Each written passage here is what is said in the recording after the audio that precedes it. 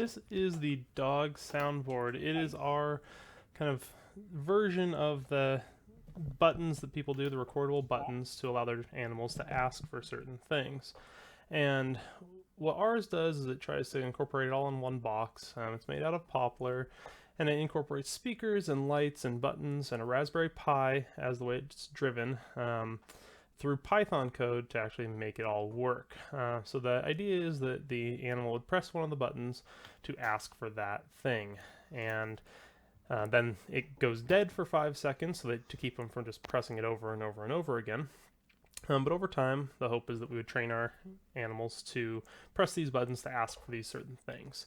We did not include kind of abstract concepts like some people do of like, oh, I love you, or this or that. We don't really think that's probably supported by the behavior science, as well as we didn't want to use things like treat, which are so reinforcing that the animal would just, repeatedly press a button over and over.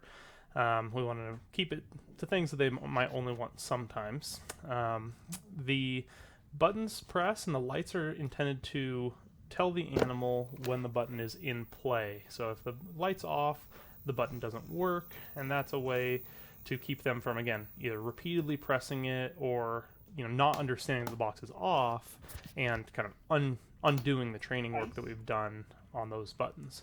So in mode 1, all it does is you press the button, it plays a sound that corresponds with a human voice to that command, and that's basically the animal asking the human for that item or that activity. The radio button cycles through 7 songs randomly, so that way they could just have some background music. We're not sure how much they'll use it, but we thought it might be fun to try out and see if it's maybe self-reinforcing for them. Mode 2 is Simon Says mode, and what that is exactly how it sounds. Every time a light lights up, the dog can press that button and it plays a good boy sound, and then they would get a treat. This mode is intended to be supervised by the human to just teach the animal that the light being on means the button is in play. If the light's off, the button's out of play.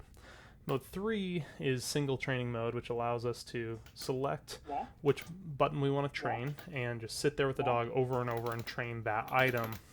Again, this is just to facilitate training of the standard mode because we don't expect them to know all of these, the way that this box functions right away. We're going to have to train each vocabulary item individually so that they can differentiate ice versus walk versus outside. And the last mode is standby mode, where the buttons are all dead, and that's just if you're having a dinner party or it's nighttime or something like that and you just want to shut it off so the animal's not bothering you when you don't want those noises going, or when you're not going to be able to reward it.